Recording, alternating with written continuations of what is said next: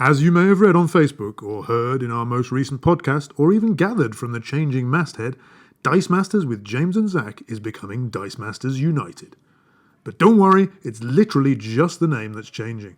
All the existing content will remain, and we will continue to bring you galvanic gameplay, bodacious blogs, dastardly dice fights, and more besides. So why are we changing the name? I thought I'd make a quick vid to explain, and to share Zack's recent interview for those that may have missed our words elsewhere. But as my face was made for radio, I've put together some visual entertainment to accompany our mellifluous tones. So while you're listening, or indeed instead of listening, you can enjoy a thumbnail retrospective of all of our videos from the last 2.5 years. I hope it brings back some happy memories of the changing meta and the fun we've all had. Zack and I started this channel in the summer of 2017 because we wanted to see more Dicemasters content online. By July 2019, with the help of many others, we'd made almost 200 videos. Mission accomplished, I think. As Zack will explain in a moment, a combination of factors then led him to step back from Dicemasters. I didn't want to stop, so I stumbled on, initially concentrating on new how-to-play videos and starting up the weekly dice fight so that I had somebody to play with. Then it was announced that there would be a WizKids European Open in Slovakia in November, so I focused my attention on preparing for that. For the second year in succession, I had the absolute pleasure of Airbnb-ing with Spug Ricketts and meeting up with Peter von der Velde, as well as many other lovely, lovely folk. After that competitive extravaganza, I was pretty burned out, to be honest, and didn't really touch my dice again until well into the new year. By the end of January 2020, the YouTube channel had only seen one new video in 4 months. Time to pull on my big boy pants and sort it out. I contacted Spug and Peter with the aim of making more videos and reached out to Zack to see how he felt about it. A chat with Spug led us to expand our horizons to include a possible podcast, and then Ben Said Scott agreed to be part of the team and Dicemasters United was born.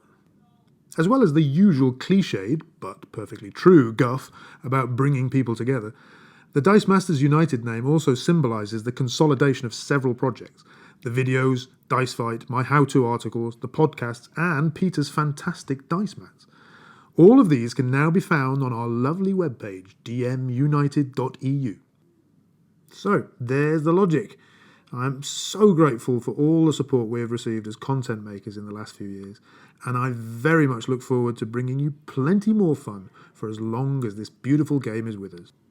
And now, without further ado, it's Zack! Thank you for being with us. Now, people who are familiar with Dicemasters and James and Zack might have wondered where you've been because they haven't heard your voice and they haven't seen the familiar backs of your hands in moving things around on a dice mat for some time. Where have you been? Well, I'm still around a little bit. I've been trying to post on the Discord, every once in a while. But yeah, I haven't really been playing much Dicemasters. I think we figured this out before we started this, but I think the last time I played Dicemasters might have been with Ben, trying to get him ready for Worlds, giving him, I don't know about a good competition there, but at least someone to play against. You did something right.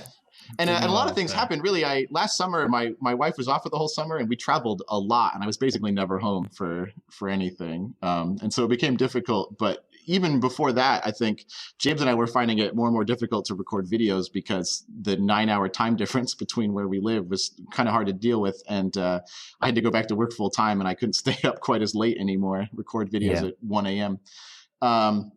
And but just I don't know if anyone else has had this experience, but I stopped playing just for a little while because of sort of life getting in the way, and the more I was out, the harder it felt like it was to just get back into the game. It just little things about the game start to kind of get to you, and then the way that the schedule works out, there's no WKOs, and that's we've all dealt with that, but the way that my school schedule works out, I can't participate in Worlds when it comes up in September. I can't really get to Nationals when it's in June. It's sort of perfectly positioned just to be right at like the busiest times of year for me personally.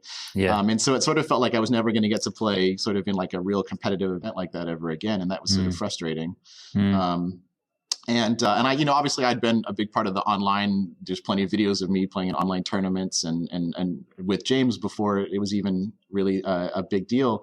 But getting to play other games in person with people, and other games that I was getting to like play with students and get to play pretty regularly. I think I kind of missed that social component of the game where you got together once a week and did drafts and stuff like that. And so it was kind of difficult to recreate that, I think. Yeah. So have you been playing other games instead? What have you been doing? Well, before all of this quarantine happened, I had a regular Keyforge group on Sundays that was small, but through sort of sheer force of will, I managed to force people to come up into a game store and play with me once a week.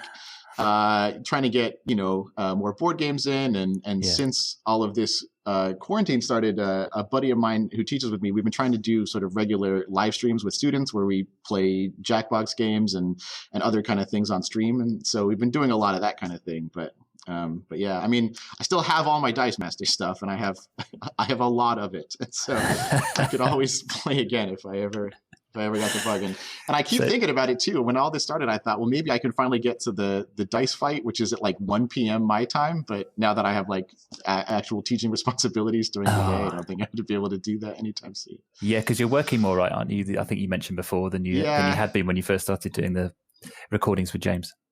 Yeah, exactly. And even though we're remote, we still are like supposed to be available during the day for doing those kinds of things. So so if anybody's in the northwest reaches of the United States, then they should also always hit you up for a game, mate. I mean, if you're ever going through on your way from Seattle to Canada, then call me up and I'll meet you up somewhere. Now, guys, people are going to be wondering what's happening with the Dicemasters with James and Zack channel. You obviously got a load of videos out there. You've got a lot of really great content on the Facebook page and also on YouTube. James and Zack, what's going to be happening with that channel? I've been crying into my tea for the last, I don't know, was it 7 months, 8 months or something? And I've been trying to write the Facebook page in the sort of royal we have done this and that, and I contacted Zack earlier this year and said maybe it's time to convert it into something a little broader, maybe, because we had the dice fight to include as well, and maybe we would get involved with other people like you guys. So hence the whole DM United thing idea was born, which was supposed to bring together both people and various different projects. So that's kind of the idea. I mean, I'll admit James was very nervous to bring it up to me, I think, in the message that he sent me. But I'll admit I was feeling a bit guilty for getting a lot of credit for what was obviously only James's work for a long time. He put out some really good videos about the turn order and like all kinds of stuff, and he was getting a lot of praise for it. And I was like, I was not involved in it in the slightest. I don't think my name should be attached to it.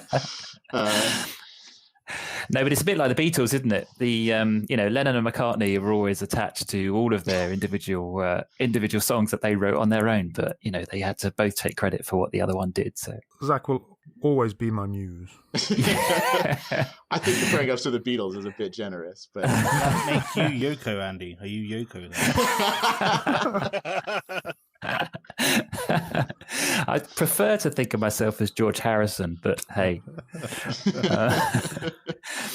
no, that's good. So basically, James, the content on Dicemasters with James and Zack, that's not going anywhere, is it? That's going to be transitioning to the new Dicemasters United brand, isn't that right? Everything is staying put. Everything, all the quality content will remain, and we will continue to produce it as we have recently with Usberg and Ben. But all of the videos that are there will stay there, and we will continue to produce. The only thing really that is changing is the branding from Dicemasters with James and Zack. Finally, we've done a slight transition. Maybe I'll do a little bit more so people don't get freaked out. It's sort of an ominous preview of this. I hadn't quite realized until I checked it recently.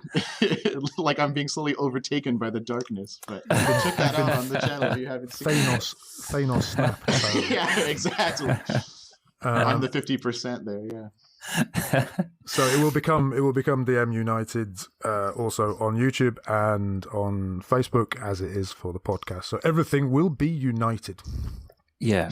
Okay. Well, it's good that Zach isn't going to be disappearing from the Dicemasters community forever, because his previously recorded videos will still be there for anybody who wants to listen to them. So that is good news. Now, Zach, as an experienced host.